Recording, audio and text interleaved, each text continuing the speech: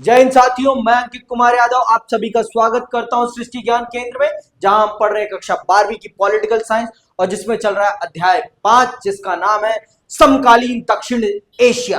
जिसमें अभी तक हमने ये समझ लिया है किस क्षेत्र को दक्षिण एशिया कहते हैं और इस क्षेत्र में कौन कौन से प्रमुख देश आते हैं और इन देशों की प्रमुख कॉमन समस्याएं क्या हैं।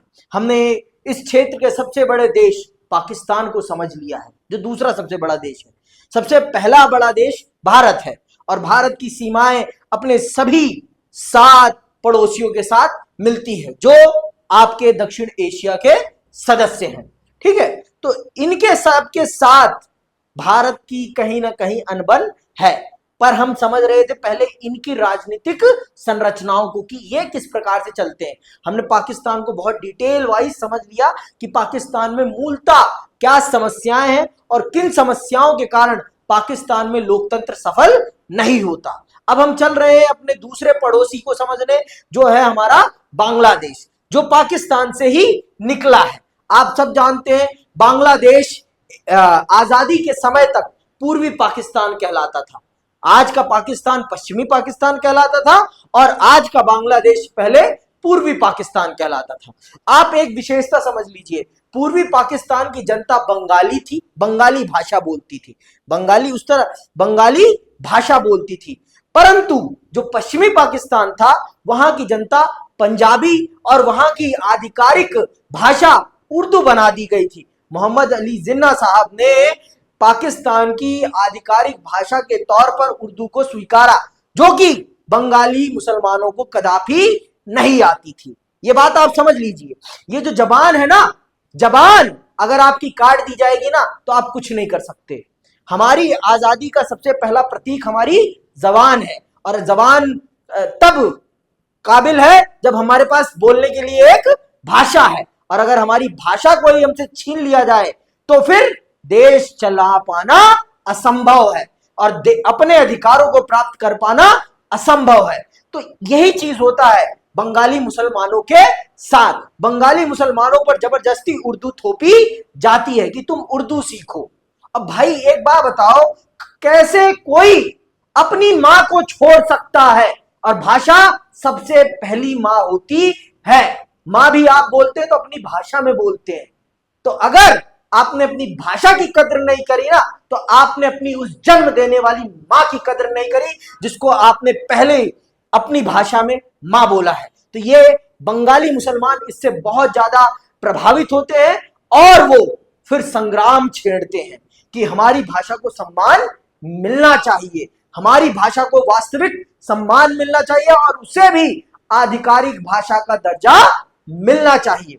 लेकिन पाकिस्तान जो पश्चिमी पाकिस्तान था वो पूर्वी पाकिस्तान की जनता को निम्न मुसलमान मानते थे, उच्च कोटि का मुसलमान नहीं, निम्न मुसलमान। समझ में आई बात? उनको लेबर क्लास मानते थे और अपने आप को एलीट क्लास मानते थे। कौन? पश्चिमी पाकिस्तान के मुसलमान। तो इस कारण से एक संग्राम प्रारंभ होता है पश्चिमी पाकिस्तान में और पूर्वी पाकिस्तान में, और फिर वो 1971 में चुनाव होते हैं। 1971 में चुनाव होते हैं जिसमें पश्चिमी पाकिस्तान की प्रमुख राजनीतिक पार्टी हार जाती है और पूर्वी पाकिस्तान की पार्टी जीत जाती है। क्यों? क्योंकि पूर्वी पाकिस्तान में जनसंख्या ज्यादा थी, इसलिए यहां पर सीटें भी ज्यादा थी। इन्होंने भी सेम पैटर्न जो हमने संसदीय प्रणाली अपना रखी है, सेम संसदीय प्रणाली इनकी भी है, सेम संसदीय प्रणाली इनकी भी है। तो आप ये जान लीजिए, लोकसभा के सीटों का वितरण जनसंख्या के हिसाब से होता है। तो जनसंख्या इधर ज्यादा थी इसलिए सीटें यहां पर ज्यादा थी और यहां वाला जो दल होता है वो प्रमुख तौर पर जीत जाता है। लेकिन पश्चिमी पाकिस्तान की सरकार, पश्चिमी पाकिस्तान की जो पार्टी होती है वो उसे सरकार बनाने से मना कर देती है और उनके प्रमुख लीडर मुजीबुर रहमान को गिरफ्तार कर लिया जाता है और फिर संग्राम प्रारंभ होता है, अमर मुक्ति संग्राम, बंगाल का अपना मुक्ति संग्राम। और फिर उसके कारण से जब मुक्ति संग्राम की मुजीबुर रहमान ऐलान कर देते हैं कि अब मुक्ति संग्राम होगा, हम पूर्वी पाकिस्तान को पाकिस्तान से अलग करेंगे, इस चीज का संग्राम छेड़ते हैं। फिर उनको जेल में डाल दिया जाता है। फिर इस कारण से और फिर पाकिस्तान की सेना को यहां भेजा जाता है।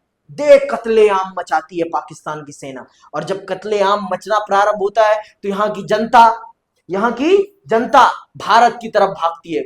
कुछ इधर भागते हैं, कुछ इधर। तो भाई इससे क्या होता है? इससे भारत के ऊपर बर्डन पड़ने लगता है। अब आपके घर पे बिन बुलाए मेहमान आ जाएंगे तो आपकी अर्थव्यवस्था चरमरा जाएगी कि नहीं चरमराएगी? स्वाभाविक है चरमराना। तो इससे भारत के ऊपर बोझ पड़ने लगा। फिर भारत ने निर्धारित किया कि हम बांग्लादेश को मुक्त कराएंगे और हमारे देश में ये जो घुसपैठ हो रही है इसको समाप्त करेंगे, क्योंकि इसका बर्डन हम पर पड़ रहा है।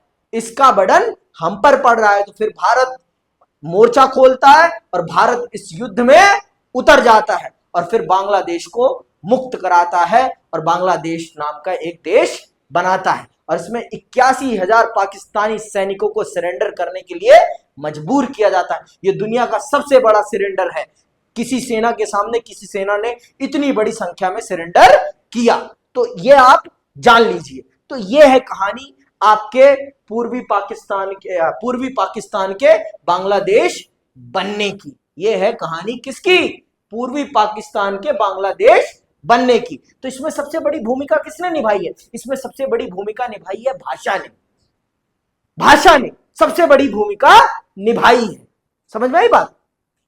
क्योंकि अगर आपसे आपकी भाषा छीन ली गई अर्थात आपसे आपकी आजादी छीन ली गई। आजादी तब तक है जब तक आपके पास अपनी भाषा है। और यह बात भारत पर भी लागू होती है। भारत में भी भाषा के आधार पर हो रहा भेदभाव भारत में एक दिन यह सामाजिक क्रांति का रूप ग्रहण करेगा और भारत में भी एक परिवर्तन लाएगा। ये मैं आपको लिख कर देता हूं, क्योंकि भाषा के आधार पर हो रहा भेदभाव भारत के बहुत बड़े युवाओं के साथ वो भेदभाव है जिसको कोई भी मना नहीं कर सकता कि भेदभाव नहीं हो रहा, बहुत बड़े स्तर पर हो रहा है और इससे कोई भी मना नहीं कर सकता। भारत सरकार खुद मना नहीं कर सकती कि वो भाषा के आधार पर भेदभाव नहीं करती। वो करती है, वो सबसे ज्यादा करती है। समझ में आई बात? अगर भाषा के आधार पर भेदभाव ना करे तो ये ग्रामीण बच्चा शहरी बच्चों से कहीं ज्यादा आगे निकल जाएगा। इस बात का लिखित प्रमाण मैं आपको दे सकता हूं। क्यों? क्योंकि उनके अंदर मेहनत करने की क्षमता बहुत अधिक होती है। ये बात प्रमाणित है। इसको प्रमाणित करने की मुझे कोई जरूरत नहीं है। और ये पूर्वी पाकिस्तान की जनता ने भी यही किया। अपनी भाषा के लिए लड़े और अपनी भाषा के लिए उन्होंने संग्राम किया, अपने आप को आजाद किया और अपने आप को एक देश के रूप में बना लिया। पर देश बनने के बाद जिन आकांक्षाओं को लेकर पूर्वी पाकिस्तान बांग्लादेश बनता है वो आकांक्षाएं पूरी नहीं होती। गरीबी बद से ज्यादा थी, हद से ज्यादा गरीबी थी। कहां पर? आपके पूर्वी पाकिस्तान में अर्थात बांग्लादेश में हद से ज्यादा। मुजीबुर रहमान वहां के राष्ट्रपति बनते हैं, सब कुछ बनते हैं। अब चल रहा हूं आपको डिटेल वाइज कहानी सुनाने, पढ़ के क्या है कहानी यहां पे। 1947 से 1971 तक बांग्लादेश पाकिस्तान का अंग था। अंग्रेजी राज के समय के बंगाल और असम के विभाजित हिस्सों से पूर्वी पाकिस्तान का यह क्षेत्र बना था। इस क्षेत्र के लोग पश्चिमी पाकिस्तान के दबदबे और अपने ऊपर उर्दू भाषा को लादने के खिलाफ थे। पाकिस्तान के निर्माण के तुरंत बाद ही यहाँ के लोगों ने बंगाली संस्कृति और भाषा के साथ किए जा रहे दुर्व्यवहार के खिलाफ विरोध जताना शुरू कर दिया। इस क्षेत्र की जनता ने प्रशासन में अपने न्यायोचित प्रतिनिधित्व तथा राजनीतिक सत्ता में समुचित हिस्सेदारी की मांग भी उठाई। पश्चिमी पाकिस्तान के प्रभुत्व के खिलाफ जन संघर्ष का नेतृत्व शेख मुजीबुर रहमान ने किया। उन्होंने पूर्वी क्षेत्र के लिए स्वायत्तता की मांग की। शेख मुजीबुर रहमान के नेतृत्व वाली आवामी लीग को 1970 के चुनाव में पूर्वी पाकिस्तान की सारी सीटों पर विजय मिली। आवामी लीग को संपूर्ण पाकिस्तान के लिए प्रस्तावित संविधान सभा में बहुमत हासिल हो गया, लेकिन सरकार पर पश्चिमी पाकिस्तान के नेताओं का दबदबा था और सरकार ने इस सभा को आहूत करने से इनकार कर दिया। शेख मुजीबुर रहमान को गिरफ्तार कर लिया गया। जनरल याहिया खान के सैनिक शासन में पाकिस्तानी सेना ने बंगाली जनता के आंदोलन को कुचलने की कोशिश की। हजारों लोग पाकिस्तानी सेना के हाथों मारे गए। इस वजह से पूर्वी पाकिस्तान से बड़ी संख्या में लोग भारत पलायन कर गए।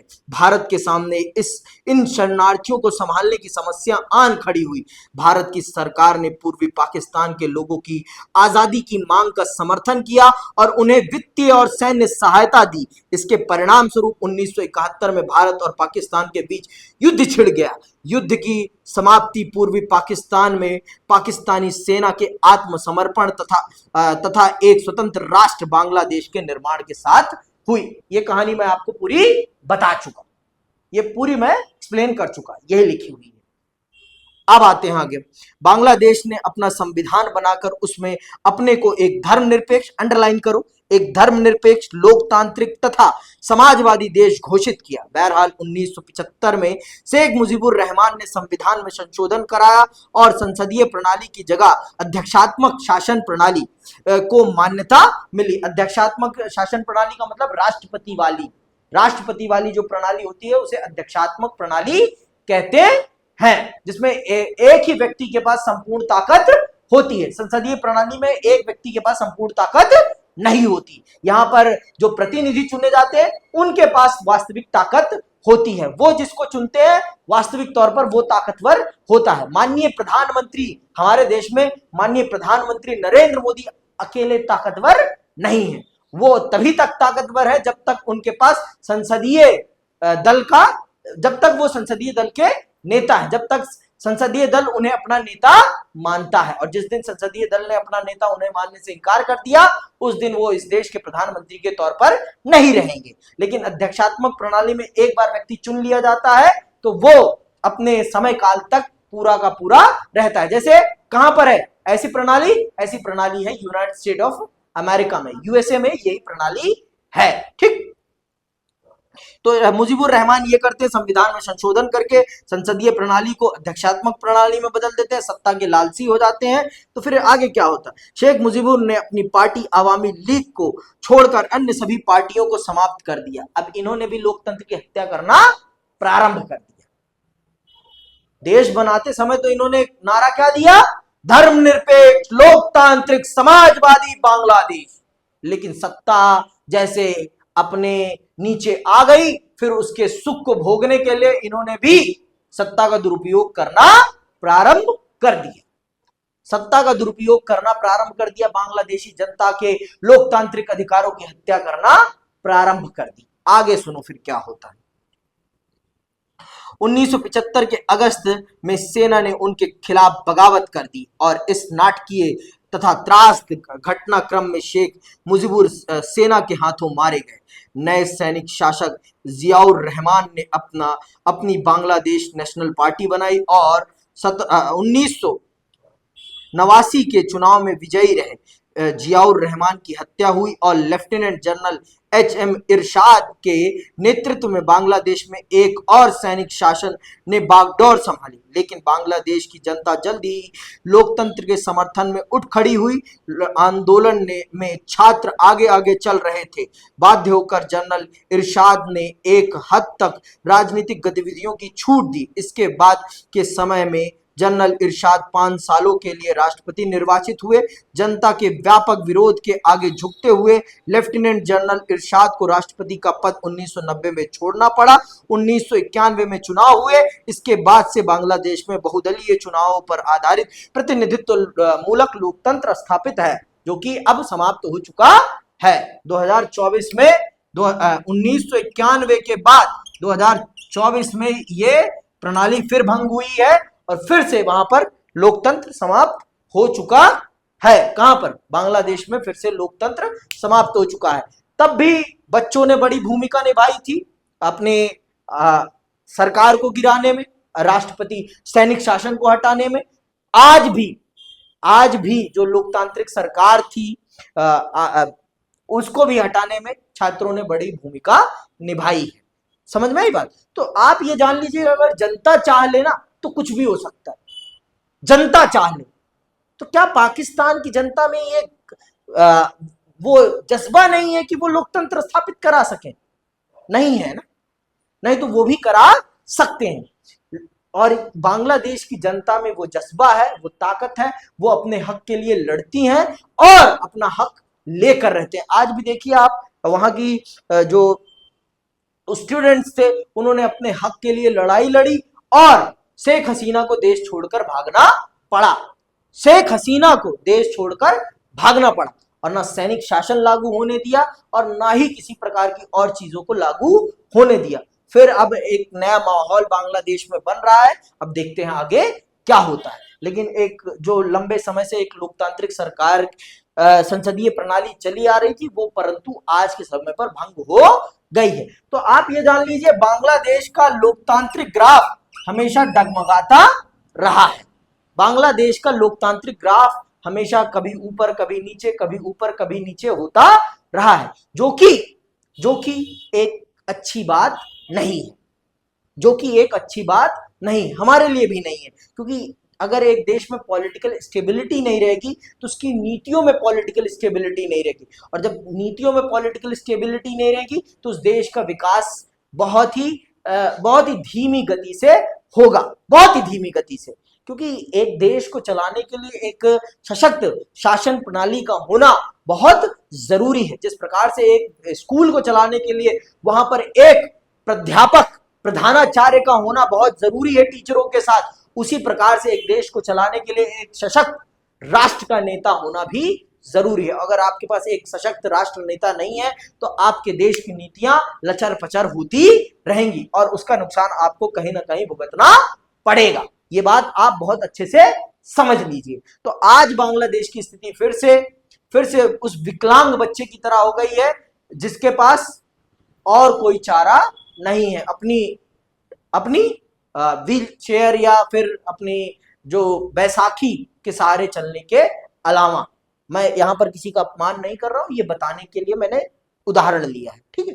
तो आगे सुन सकते। अब आते हैं अपने दूसरे पड़ोसी पे जिसके साथ हमारे बहुत ही घनिष्ठ संबंध है, बहुत ही घनिष्ठ, लेकिन वो भी कभी कभी बचकानी हरकतें करता रहता है। वो है हमारा नेपाल। यहाँ पर हमें जाने के लिए ना वीजा चाहिए, ना टीजा चाहिए, ना कुछ चाहिए। आपके पास भारतीय पहचान पत्र होना चाहिए, उनके पास उनका पहचान पत्र होना चाहिए, आप दोनों आ जा सकते हैं। और इसकी सीमा हमारे तीन बड़े राज्यों के साथ लगती है। एक है हमारा उत्तराखंड, एक है हमारा उत्तर प्रदेश, एक है हमारा बिहार, बंगाल भी लगती है और सिक्किम भी लगती है। तो कितने हो गए? 1 2 3 4 5 राज्यों के साथ ये सीमा शेयर करता है। और ये हमारे सबसे बड़े दुश्मन चीन के साथ भी अपनी सीमा शेयर करता है, ठीक है। तो ये एक राजतांत्रिक देश था, यहाँ पर राजा का शासन था, लेकिन यहाँ पर भी फिर धीरे धीरे आंदोलन होते हैं, जनता में जागृति पैदा होती है कि हमें भी एक लोकतांत्रिक सरकार चाहिए जो हमारे अनुसार चले, हम जिसे चुने वो हम पर शासन करे। तो वही होता है, फिर यहाँ पर भी आंदोलन होते हैं। पहले एक बार आंदोलन होगा, सरकार बनेगी, फिर राजा अपनी तानाशाही करके पूरी संसद को भंग कर देगा, फिर जनता आंदोलन करेगी, फिर सरकार बनेगी, फिर ऐसे होता है यहाँ पर। तो देखो, एक देश में पॉलिटिकल स्टेबिलिटी का होना हद से ज्यादा जरूरी है। अगर पॉलिटिकल स्टेबिलिटी नहीं है तो उस देश का विकास संभव नहीं हो सकता है। Political stability is must for the development of any country. किसी भी देश के विकास के लिए पॉलिटिकल स्टेबिलिटी का होना हद से ज्यादा जरूरी है। अगर आज चीन इतने आगे है तो उसके आगे होने के पीछे सबसे बड़ा कारण है राजनीतिक स्थिरता। राजनीतिक स्थिरता, वो जो नीति बनाते हैं उसका वो कंप्लीटली इंप्लीमेंटेशन करते हैं, उसे प्रभावी तौर पर लागू करते हैं, प्रभावी तौर पर लागू करते हैं। ये बात समझिए। और उनकी नीति में कोई परिवर्तन नहीं होता कि सरकार बदली तो नीति भी बदल जाएगी, कदापि नहीं। वही नीति वही काम। अब हमारे देश में नीति वही चलेगी लेकिन नाम बदल दिए जाएंगे उनके। तो नाम बदलने में भी पैसा लगता है, मुफ्त में कुछ नहीं होता, कागजों पे हेर फेर होने में भी पैसा लगता है। तो हमारे देश में तो कागज ही बदलते रहते, चाला काम हो या ना हो, बस यही चलता रहता है। तो ये बड़ी दिक्कत है। चीन के आगे होने में सबसे बड़ा योगदान उसकी भाषा का है, दूसरा उसमें वहां पर राजनीतिक स्थिरता का होना, ठीक है, तो ये दो चीजें बहुत बड़ी चीजें हैं। आप अपने बच्चों को अगर अपनी भाषा में नहीं पढ़ाएंगे तो उनकी विचारशीलता कभी बन ही नहीं सकती। और जब तक विचारशील बच्चा नहीं होगा तब तक वो रट्टू तोता होगा। हमारे देश में रट्टू तोताओं की फैक्ट्री चल रही है। लगाओ रट्टू तोता, लगाओ रट्टू तोता। हम क्लर्क पैदा कर रहे हैं, हम इंटरप्रेन्योर पैदा नहीं कर रहे हैं, हम व्यवसायी नहीं पैदा कर रहे हैं, हम सिर्फ कर्मचारी पैदा कर रहे हैं। और कर्मचारियों के पैदा करने से हमारा देश कर्मचारियों का देश बन रहा है, हमारा देश व्यवसायियों का देश नहीं बन पा रहा है। और हमें व्यवसायी बनना पड़ेगा, तब जाकर हम आगे बढ़ पाएंगे। समझ में आई बात? देश व्यवसायी बनने से फलता फूलता है, ना कि कर्मचारी। और अंग्रेजों ने हमें कर्मचारी वाली पद्धति पढ़ा दी है और हम कर्मचारी बन रहे हैं बस। समझ में आई बात? तो ये बड़े दुर्भाग्य की बात है हमारे देश के लिए। अगर हमें दुनिया से कंपीट करना है तो हमें भी चीन की तरह अपनी भाषा, अपनी संस्कृति, अपने टैलेंट को अपनी भाषा में निखारने का दम रखना चाहिए। और अगर हम ये नहीं करते तो आप हाथ जोड़ लीजिए, आप कभी भी विश्व गुरु बनने वाले नहीं है। कुछ भी कर लो, नहीं बन सकते आप नया कुछ विचार ही नहीं कर पाओगे। आप अपने देश की 10% जनसंख्या को सिर्फ आप विचारशील बना पाओगे, 90% आपकी मूर्खी रह जाएगी, रट्टू तोता बनी रह जाएगी। क्यों? क्योंकि वो अपनी भाषा में पढ़ाई नहीं कर रहे। और जितना अच्छा आप विचारशील अपनी भाषा में हो सकते हैं, उतना और किसी भी भाषा में नहीं हो सकते। कोई भी इस चीज का विरोध नहीं कर सकता। समझ में आई बात? आप अपने 70% लोगों को सही शिक्षा ही नहीं दे पाते, 70% लोगों को आप सही शिक्षा ही नहीं दे पाते, तो कहां से आप विश्व गुरु बनने का सपना देखने लगे हैं? आप पहले 70% लोगों को शिक्षा तो दीजिए अच्छी। और अच्छी शिक्षा क्यों नहीं है? क्योंकि हेर फेर है। पढ़ाओगे कुछ, नौकरी किसी और चीज में दोगे। समझ में आई बात? आप पढ़ा हिंदी में रहे हो और जब नौकरी देने की बात आ रही है या रोजगार की बात आ रही है तो आप वहां अंग्रेजी मांग रहे हो। देश में 70% बच्चे तो अपनी घरेलू आप ये कह लीजिए अपनी रीजनल लैंग्वेजेस में पढ़ रहे हैं ना, अपनी क्षेत्रीय भाषाओं में पढ़ रहे हैं। क्षेत्रीय भाषाओं में पढ़ रहा है बच्चा, वो अपने जीवन के 18 साल क्षेत्रीय भाषा में बिता रहा है और आप इंस्टेंटली उससे कह रहे हैं तत्काल कि तू अंग्रेजी सीख ले। और फिर वो अंग्रेजी सीखने में 4 साल बिता देता है। उसे सब कुछ आता है फिर भी वो अंग्रेजी सीखने में, एक भाषा सीखने में उसके 4 साल लग जाते हैं। लो भाई, अब वही 4 साल अगर उसे भाषा ना सीखने में गवाए होते तो वो कितने आगे जाता।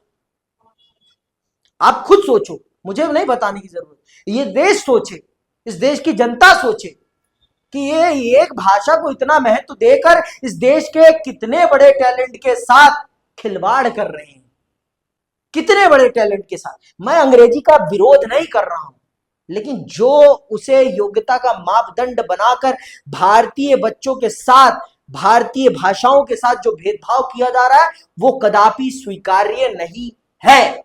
ये मैं कह रहा हूं। मैं अंग्रेजी का कदापि विरोध नहीं करता, ना मुझे अंग्रेजी से कोई द्वेष है। आप अंग्रेजी पढ़िए, पढ़ाइए, हमें कोई फर्क नहीं पड़ता, लेकिन मेरे देश की भाषाओं के साथ आप भेदभाव मत कीजिए। बस मैं इतना कहता हूं। आगे तो यहां नेपाल में भी यही बात है। नेपाल में लोकतंत्र राजतंत्र चलता रहा। ठीक है, आइए पढ़ लेते हैं, समझ जाते हैं इसको भी। नेपाल का मतलब डगमग डगमग डगमग, रस्सी पे चल रहा है नेपाल।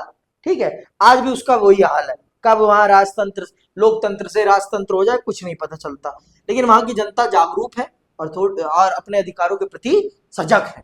आगे सुनिए। नेपाल अतीत में एक हिंदू राज्य था, फिर आधुनिक काल में कई सालों तक यहाँ संवैधानिक राजतंत्र रहा। संवैधानिक राजतंत्र के दौर में नेपाल की राजनीतिक पार्टियां और आम जनता ज्यादा खुले और उदार उत्तरदायी शासन की आवाज उठाते रहे, लेकिन राजा ने सेना की सहायता से शासन पर पूरा नियंत्रण कर लिया और नेपाल में लोकतंत्र की राह अवरुद्ध हो गई। एक मजबूत लोकतंत्र समर्थक आंदोलन की चपेट में आकर राजा ने 1990 में नए लोकतांत्रिक संविधान की मांग मान ली। नेपाल में लोकतांत्रिक सरकारों का कार्यकाल बहुत छोटा और समस्याओं से भरा रहा। 1990 के दशक में नेपाल के माओवादी नेपाल के अनेक हिस्सों में अपना प्रभाव जमाने में कामयाब हुई। माओवादी राजा और सत्ताधारी अभिजन के खिलाफ सशस्त्र विद्रोह करना चाहते थे। इस वजह से राजा की सेना और माओवादी गुरेल्लों के बीच हिंसक लड़ाई छिड़ गई। कुछ समय तक राजा की सेना लोकतंत्र समर्थकों और माओवादियों के बीच त्रिकोणीय संघर्ष हुआ। 2002 में राजा ने संसद को भंग कर दिया और सरकार को गिरा दिया। इस तरह नेपाल में जो भी थोड़ा बहुत लोकतंत्र था उसे राजा ने खत्म कर दिया। अप्रैल 2006 में यहाँ देशव्यापी लोकतंत्र समर्थक प्रदर्शन हुए। संघर्षरत लोकतंत्र समर्थक शक्तियों ने अपनी पहली बड़ी जीत हासिल की जब राजा ज्ञानेंद्र ने बाध्य होकर संसद को बहाल किया। इसे अप्रैल 2002 में भंग कर दिया गया था। मोटे तौर पर अहिंसक रहे इस प्रतिरोध का नेतृत्व 7 दलों के गठबंधन, माओवादी तथा सामाजिक कार्यकर्ताओं ने किया। इसीलिए इसे क्या कहते हैं? 7 पार्टी अलायंस। नेपाल में लोकतंत्र की आमद अभी मुकम्मल नहीं हुई है। फिलहाल नेपाल अपने इतिहास के कुछ अद्वितीय दौर से गुजर रहा है, क्योंकि वहां संविधान सभा के गठन की दिशा में कदम उठाए जा रहे हैं। यह संविधान सभा नेपाल का संविधान लिखेगी। नेपाल में कुछ लोग अब भी मानते हैं कि अलंकारिक अर्थों में राजा का पद कायम रहना जरूरी है ताकि नेपाल अपनी अतीत से जुड़ा रहे। माओवादी समूह ने सशस्त्र संघर्ष की राह छोड़ देने की बात मान ली है। माओवादी चाहते हैं कि संविधान में मूलगामी सामाजिक आर्थिक पुनर्रचना के कार्यक्रमों को शामिल किया जाए। 7 दलों के गठबंधन में शामिल हर एक दल को यह बात स्वीकार हो, ऐसा नहीं लगता। माओवादी और कुछ अन्य राजनीतिक समूह भारत की सरकार और नेपाल के भविष्य में भारत सरकार की भूमिका को लेकर बहुत शंकित है। वो हम पर हमेशा शक की दृष्टि से देखते हैं कि भारत नेपाल को हड़पना चाहता है। जो माओवादी है, जो चीन से जिनका चीन से एफिलिएशन है, जिस पॉलिटिकल पार्टी का चीन से एफिलिएशन है, वो हमेशा भारत को इसी शंका की दृष्टि से देखता है कि भारत ज्यादा ही नेपाल में इंटरेस्ट लेता है और वो नेपाल को अपने अधीन करना चाहता है। ठीक है। श्रीलंका में जातीय संघर्ष और लोकतंत्र। देखो, यही एक देश है जिसने हमारे साथ पूरा लोकतांत्रिक सफर हमारे साथ प्रारंभ किया और ये आज तक लोकतंत्र के रास्ते पर चलता रहा। 2023 में यहाँ पर भी आपको देखने को मिला थोड़ा सा अशांति, लेकिन इन्होंने अपने लोकतंत्र को कभी भी खत्म होने नहीं दिया। ना ही नेपाल की तरह, ना ही बांग्लादेश की तरह और ना ही पाकिस्तान की तरह। यहाँ जातीय संघर्ष है, 2 समुदायों के बीच में संघर्ष है। एक सिहली है और दूसरे हैं तमिल। सिहली और तमिलों के बीच में मूलतः संघर्ष है। यहाँ पर सिहली चाहते हैं कि तमिलों को श्रीलंका में किसी भी प्रकार का अधिकार नहीं मिलना चाहिए, क्योंकि ये बाहरी है। इनको किसी भी प्रकार का अधिकार, किसी भी सरकारी काम में अधिकार नहीं मिलने चाहिए। लेकिन देखो, अब एक लंबे समय के बाद जहां आप रहने लगते हैं वही आपका देश हो जाता है। अब मैं चाहूं कि मैं गांव में जाकर रहने लगूं तो मेरे लिए वो संभव नहीं है। मैं अब 16 साल से यहाँ रह रहा हूं तो मेरे लिए यहाँ पे सहूलियत है। अब मुझे यहाँ से कोई निकालेगा तो मैं क्या करूंगा? मैं विरोध ही तो करूंगा ना। तो वही चीज है। तो जब तमिलों को वहां से निकालने और उनके साथ दुर्व्यवहार किया जाने लगा सिहलियों के द्वारा, तो उन्होंने भी अपने हक के लिए संघर्ष प्रारंभ किया। और यही संघर्ष एक बड़े हिंसक आप आंदोलन समझ सकते हैं, जो कि श्रीलंका के विकास में एक बहुत बड़ी बाधा, और इस चक्कर में भारत को भी बहुत कुछ खोना पड़ा। हमें अपने एक योग्य प्रधानमंत्री को खोना पड़ा, जिसमें आप सब जानते हैं कि राजीव गांधी जी की मृत्यु इस आंदोलन को रोकने के चक्कर में ही हुई थी। एलटीटी के लोगों ने ही उनकी हत्या की थी। तो आइए जानते हैं हमारे पड़ोसी सबसे एक द्वीपीय देश की कहानी और वहां के जातीय संघर्ष को।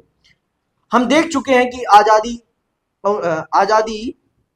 1948 के बाद से लेकर अब तक श्रीलंका में लोकतंत्र कायम है।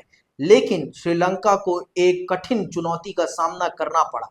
यह चुनौती ना तो सेना की थी और ना ही राजतंत्र की। श्रीलंका को जातीय संघर्ष का सामना करना पड़ा, जिसकी मांग है कि श्रीलंका के एक क्षेत्र को अलग राष्ट्र बनाया जाए। आजादी के बाद से श्रीलंका की राजनीति पर बहुसंख्यक सियली समुदाय के हितों की नुमाइंदगी करने वालों का दबदबा रहा है। ये लोग भारत छोड़कर श्रीलंका आ बसी एक बड़ी तमिल आबादी के खिलाफ है। तमिलों का बसना श्रीलंका के आजाद होने के बाद भी जारी रहा। सियली राष्ट्रवादियों का मानना था कि श्रीलंका में तमिलों के साथ कोई रियायत नहीं बरती जानी चाहिए, क्योंकि श्रीलंका सिर्फ सियली लोगों का है। तमिलों के प्रति उपेक्षा भरे बर्ताव से एक उग्र तमिल राष्ट्रवाद की आवाज बुलंद हुई। 1983 के बाद से उग्र तमिल संगठन Liberation Tigers of Tamil Eelam LTT Sri Lanka सेना के साथ सशस्त्र संघर्ष कर रहा है।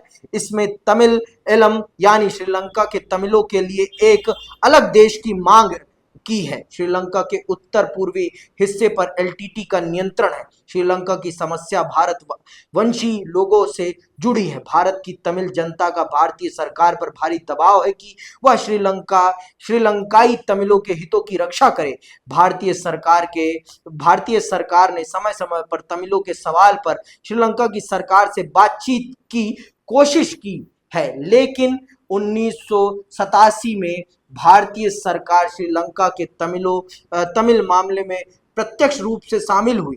भारत की सरकार ने श्रीलंका से एक समझौता किया तथा श्रीलंका सरकार और तमिलों के बीच रिश्ते सामान्य करने के लिए भारतीय सेना को भेजा। आखिर में भारतीय सेना एलटीटी के साथ संघर्ष में फंस गई। भारतीय सेना की उपस्थिति को श्रीलंका की जनता ने भी कुछ खास पसंद नहीं किया। श्रीलंकाई जनता ने समझा कि भारत श्रीलंका के अंदरूनी मामले में दखलंदाजी कर रहा है। 1989 में भारत ने अपनी शांति सेना लक्ष्य हासिल किए बिना वापस बुला ली। तो ये आप जान लो, सियलियों और तमिलों के बीच के संघर्ष में हमने मतलब भारत पर भी दबाव था। भारत की जो तमिल जनता थी वो कहती थी कि आपको इसमें इंटरफेयर करना चाहिए और आपको वहां रह रहे तमिलों के अधिकार के लिए बात करनी चाहिए। तो भारत ने इस दबाव में, देखो भाई जनता है भाई, अपने देश की है और वहां की जनता से इनका जुड़ाव है, तो इनके दबाव में उस समय के तत्कालीन प्रधानमंत्री राजीव गांधी जी श्रीलंका की सरकार से बात करते हैं और इनके बीच में सुलह कराने की कोशिश करते हैं और सुलह कराने के लिए भारतीय सेना भेजी जाती है। परंतु सुलह कराने के चक्कर में वहां कलेश हो जाता है उल्टा। तो ना ही सियली लोग इसे पसंद करते हैं और ना ही एलटीटी के लोग पसंद करते हैं, और फिर एलटीटी इसे भारत का षड्यंत्र मान लेती है अपने खिलाफ, और फिर वो षड्यंत्र मानकर फिर राजीव गांधी की हत्या करने की प्लानिंग करने लगते हैं कि जब तक राजीव गांधी रहेंगे तब तक हमें हमारा अधिकार नहीं मिलेगा। अर्थात एलटीटी मतलब श्रीलंकाई तमिलों को अपना देश नहीं मिलेगा। तो उन्होंने फिर राजीव गांधी को ही उड़ा दिया माला पहनाकर, बम से धुम कर दिया। समझ में आई बात? तो ये वो कहानी है। तो इससे भारत को भी बहुत ज्यादा नुकसान पहुंचा। देखो, किसी भी देश के मामले में आप इंटरफेयर करते हो ना, तो इससे आपकी अंतरराष्ट्रीय छवि पर प्रभाव पड़ता है, आपकी अंतरराष्ट्रीय जवाबदेही पर प्रभाव पड़ता है कि तेरा मैटर नहीं है भाई, तू क्यों बोल रहा है। अब जैसे ही आप किसी और के घर के मैटर में बोलोगे तो आपकी छवि पर भी तो सवाल उठ कि भाई तेरा मैटर नहीं, तू क्यों बोल रहा है, तुझे किसने बोला था बोलने के लिए। समझ में आई बात? आप अपने मैटर में बोलो तो ज्यादा अच्छा है, दूसरे के मैटर में बोलोगे तो आप ही लात खाओगे, ये बात जान लो। तो इसका नुकसान हमें भी झेलना पड़ा। और देखो, हमारा मैटर था नहीं, लेकिन हमारे इस तमिल जनता का उनसे इमोशन जुड़ा हुआ था, इस कारण से हमें वहां पर इंटरफेयर करना पड़ा। और मानवीय तत्व भी है भाई कि आप अपने ही देश की एक जनता के साथ भेदभावपूर्ण व्यवहार कैसे कर सकते हो। कहीं से ये उचित लगता है कि आप अपने ही देश में रह रही एक जनता के साथ भेदभावपूर्ण व्यवहार करें? ये कदापि उचित नहीं है, कदापि ही उचित नहीं है। तो भारत ने एक मानवीय पक्ष को ध्यान में रखते हुए एलटीटी के लोगों का साथ दिया या एलटीटी को सहयोग किया या फिर आप कहिए कि श्रीलंका सरकार से बातचीत करी, परंतु एलटीटी ने उसे गलत समझा और फिर एलटीटी के लोगों ने ही राजीव गांधी जी के खिलाफ षड्यंत्र रचा और उन्हें मौत के घाट उतार दिया। ठीक है, आगे सुनो। श्रीलंका के इस संकट का हिंसक चरित्र बरकरार है। बहरहाल अंतरराष्ट्रीय मध्यस्थ के रूप में नॉर्वे और आइसलैंड जैसे स्कैंडिनेवियाई देश युद्धरत दोनों पक्षों को फिर से आपस में बातचीत करने के लिए राजी कर रहे हैं। श्रीलंका का भविष्य इन्हीं वार्ताओं पर निर्भर है। आप ये जान लो, हर समस्या का समाधान क्या है? बातचीत। हर समस्या का समाधान बातचीत है। इसके अलावा कोई भी तरीका नहीं है कि आप किसी भी समस्या का समाधान प्राप्त कर लें। हर समस्या का समाधान सिर्फ बातचीत है, और अगर आप बातचीत कर लेंगे तो हर समस्या का समाधान हो जाएगा। और अगर आप बातचीत नहीं करेंगे, एक दूसरे से मुंह फुलाकर बैठे रहेंगे, बैठे रहा भाई, किसकी जाएगी? तेरी समस्या है, तू झेलेगा, कोई और थोड़ी ना झेलेगा। समझ में आई बात? तो आपके जीवन में कभी भी किसी भी प्रकार की समस्या आए तो प्लीज बातचीत करिए और उसका निपटारा कीजिए और आगे बढ़िए। एक दूसरे से मुंह फुलाकर बैठे रहने से कुछ नहीं होने वाला, कुछ भी नहीं होने वाला। तीसरा पक्ष मजे लेगा और आप सजा भोगते रहेंगे। समझ में आई बात? तो बातचीत करिए और आगे बढ़ते चलिए। जय हो। ठीक, आगे सुनिए। संघर्षों की चपेट में होने के बावजूद भी श्रीलंका ने अच्छी आर्थिक वृद्धि और विकास के उच्च स्तर को हासिल किया है। जनसंख्या की वृद्धि दर पर सफलतापूर्वक नियंत्रण कायम करने वाले विकासशील देशों में श्रीलंका प्रथम है। दक्षिण एशिया के देशों में सबसे पहले श्रीलंका ने ही अपनी अर्थव्यवस्था का उदारीकरण किया। गृह युद्ध से गुजरने के बावजूद कई सालों से इस देश का प्रति व्यक्ति सकल घरेलू उत्पादन दक्षिण एशिया में सबसे ज्यादा है। अंदरूनी संघर्ष के झंझावतों को झेलकर भी श्रीलंका ने लोकतांत्रिक राज व्यवस्था कायम रखी है। देखो, आज के टाइम पर 2020 के बाद से, मतलब 2020 के बाद से इसकी अर्थव्यवस्था डामाडोल हो गई। क्यों? क्योंकि कोरोना आ गया और श्रीलंका एक पर्यटक देश है, तो उसकी ज्यादा से ज्यादा कमाई किस पर निर्भर है? पर्यटकों पर। और पर्यटकों के ना आने के कारण से पर्यटकों के, अब आप सब जानते हो कि 2019 में आ गया कोरोना, कोविड-19, जो चला 2022 तक, और 2022 तक इसने बहुत सारे देशों को, जो पर्यटक देश है, जो ज्यादातर टूरिज्म से कमाते हैं, उन देशों का भट्टा बिठा दिया, जिसमें से श्रीलंका भी एक था। और श्रीलंका ने एक अनोखी किस्म की खेती करने का फैसला कर लिया, ऑर्गेनिक फार्मिंग। फर्टिलाइजिंग फार्मिंग को छोड़कर ऑर्गेनिक फार्मिंग करने की सोच ली। अब ऑर्गेनिक फार्मिंग भाई होगी तो प्रोडक्टिविटी गिर जाएगी, और प्रोडक्टिविटी गिर जाएगी तो क्या हो जाएगा? चीजों की शॉर्टेज हो जाएगी, और चीजों की शॉर्टेज होगी तो क्या होगा? प्राइस इन्फ्लेशन हो जाएगा, और प्राइस इन्फ्लेशन हो जाएगा तो फिर क्या हो जाएगा? मारामारी हो जाएगी, और वही मारामारी हो गई। फिर वहां आप जानते हो कि जनता वहां के प्रधानमंत्री और राष्ट्रपति के घर में घुस गई। समझ में आई बात? तो ये सारी चीजें थी जो हमने समझ लिया, बांग्लादेश को समझ लिया, हमने नेपाल को समझ लिया, हमने श्रीलंका को समझ लिया। ये हमारे प्रमुख पड़ोसी हैं और इनकी राजनीतिक व्यवस्था को भी हमने समझ लिया, और ये किस प्रकार की समस्याओं से जूझे, इस बात को भी हमने समझ लिया। अब हम हर एक को भारत के साथ कनेक्ट करके देखेंगे और समझेंगे बहुत ही विस्तार पूर्वक। आज के लिए बस इतना, इसी के साथ मैं विदा लेता हूं। जय हिंद, जय भारत।